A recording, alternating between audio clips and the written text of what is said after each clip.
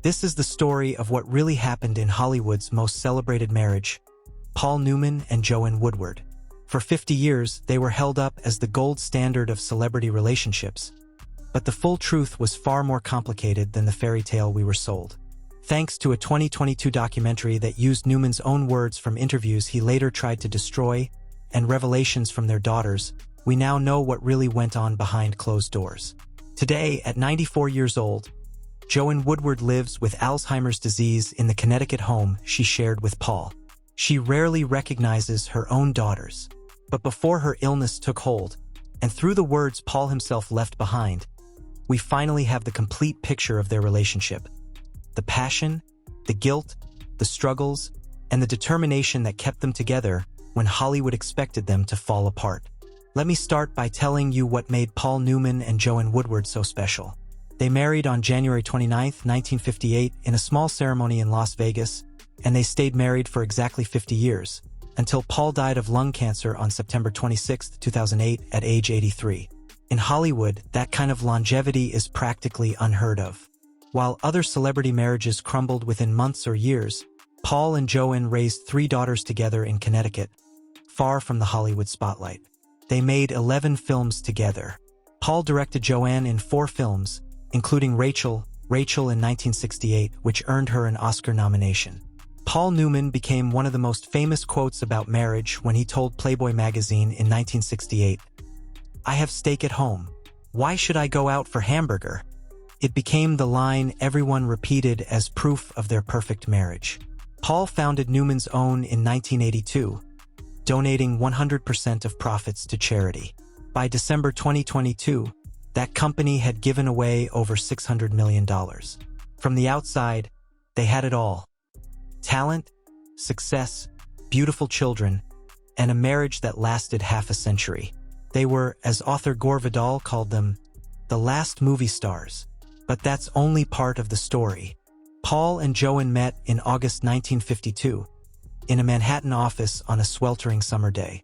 She was 22, he was 27. They'd both been cast as understudies in the Broadway production of Picnic. Years later, on the Today Show during their 50th anniversary celebration, Joanne described that first meeting with surprising honesty. "I was so sweaty and hot, so I went into my agent's office because of the air conditioning. What looked like an ad for ice cream soda. There was Paul in a seersucker suit, looking so pristine. Big blue eyes, lots of curly hair, and I thought, ugh, that's disgusting." She called him just a pretty face. Not exactly love at first sight. Paul's take was different. He later said, "She was modern and independent, whereas I was shy and a bit conservative. It took me a long time to persuade her that I wasn't as dull as I looked." Here's what they didn't advertise in those early interviews. Paul Newman was married.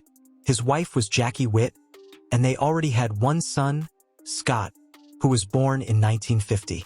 While Paul and Joanne were working together on Picnic in early 1953, Jackie was pregnant with their daughter Susan.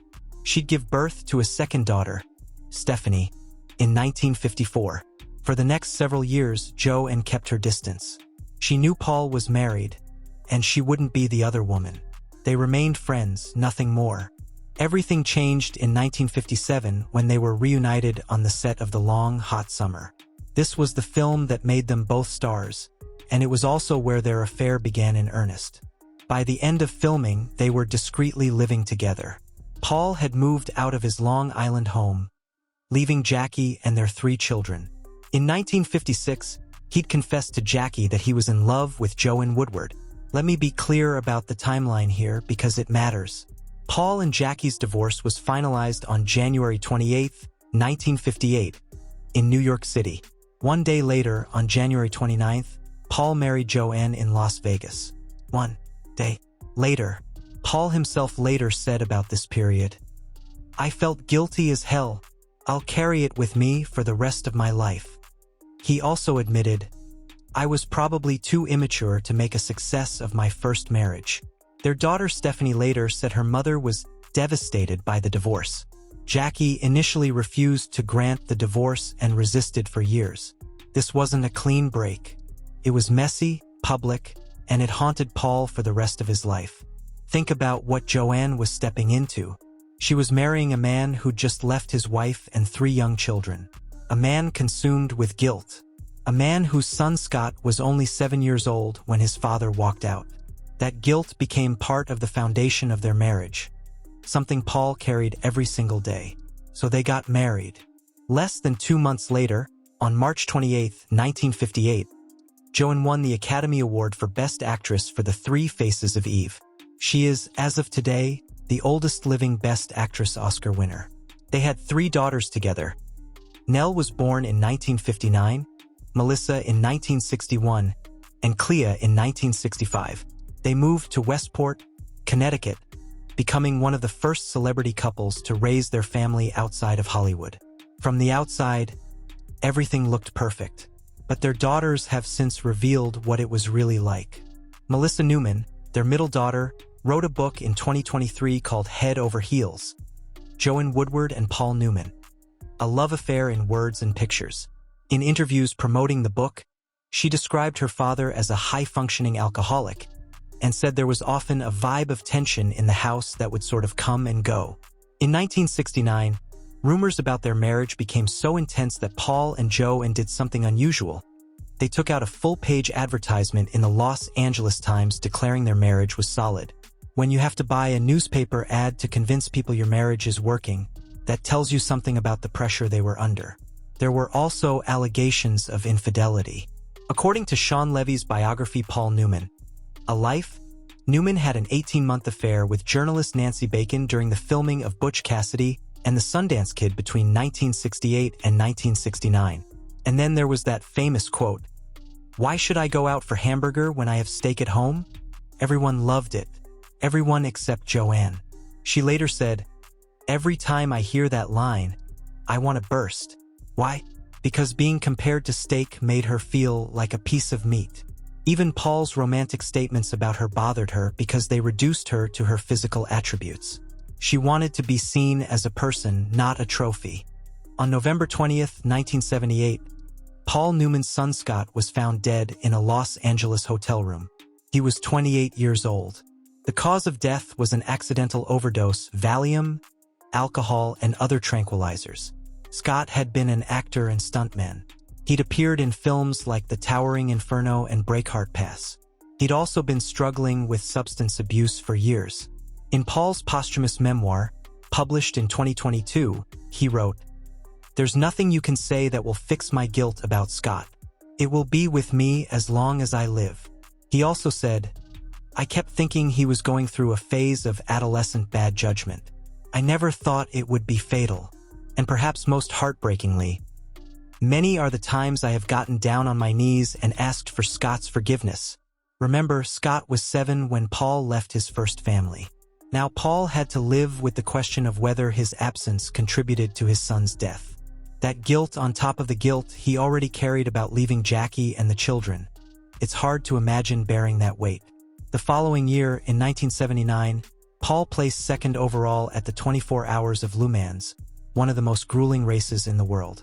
He was 54 years old. He threw himself into racing with an intensity that suggests he was trying to outrun something. In 1980, he founded the Scott Newman Center for Drug Abuse Prevention, dedicated to his son's memory. So with all this, the guilt, the drinking, the tension, the tragedy, why did they stay together?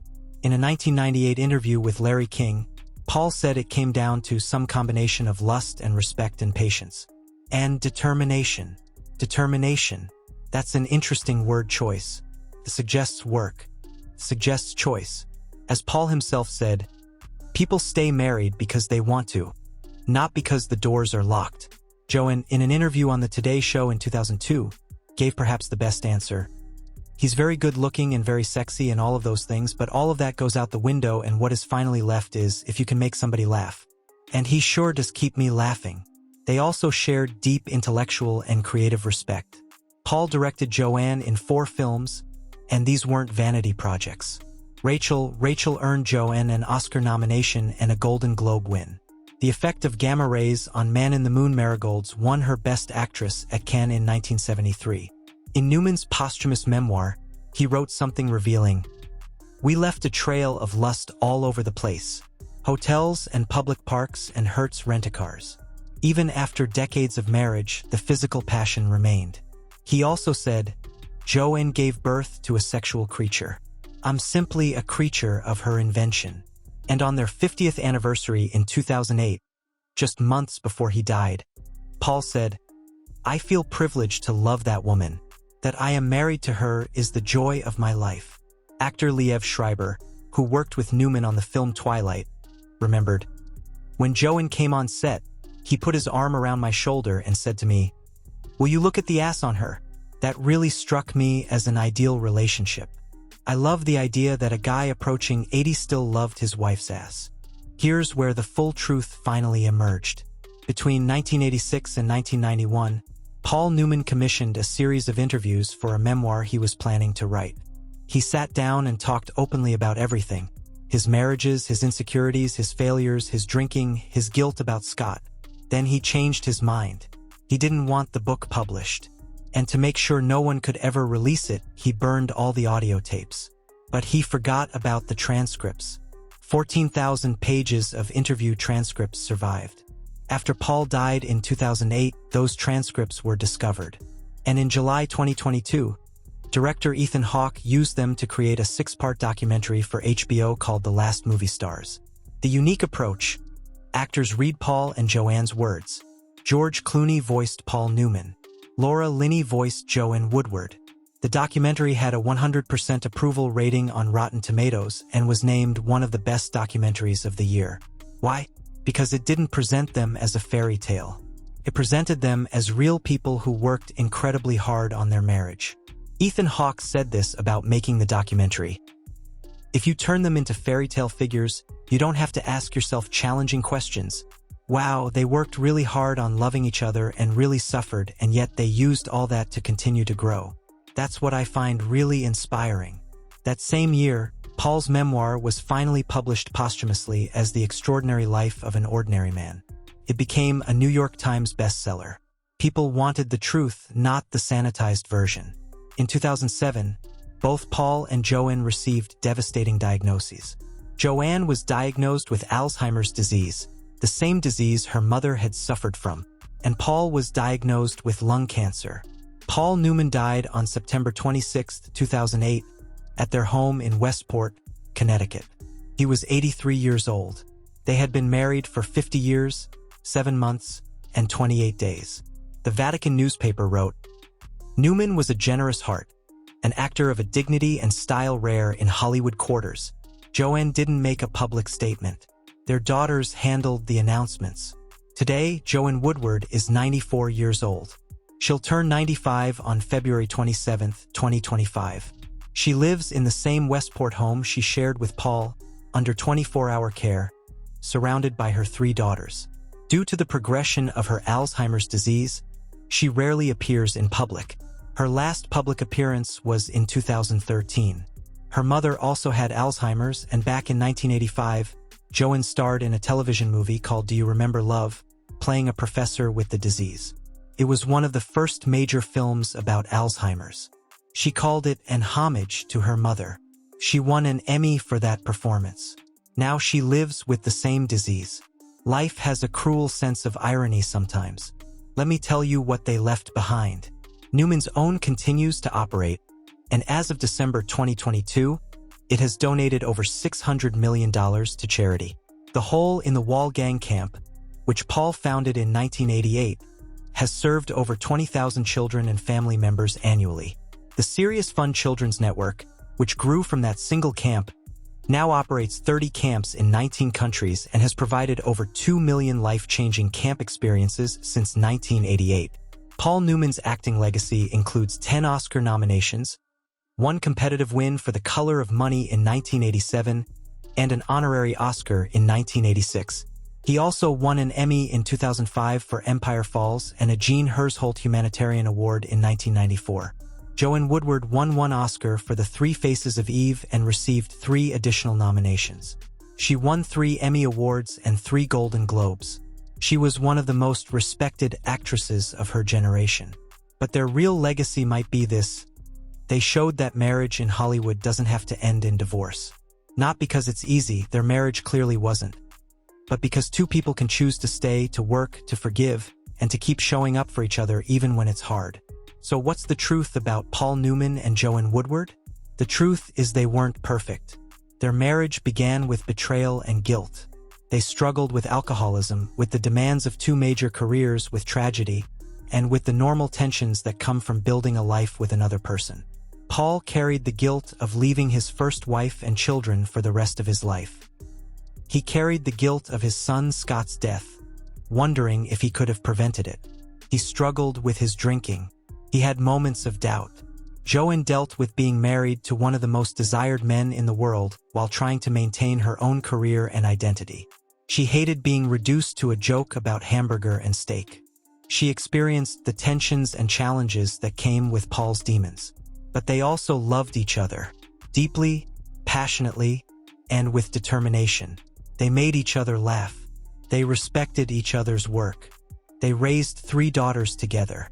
They built a life in Connecticut, away from Hollywood's spotlight. They found joy in simple things, racing cars, making movies together, giving away salad dressing money to charity.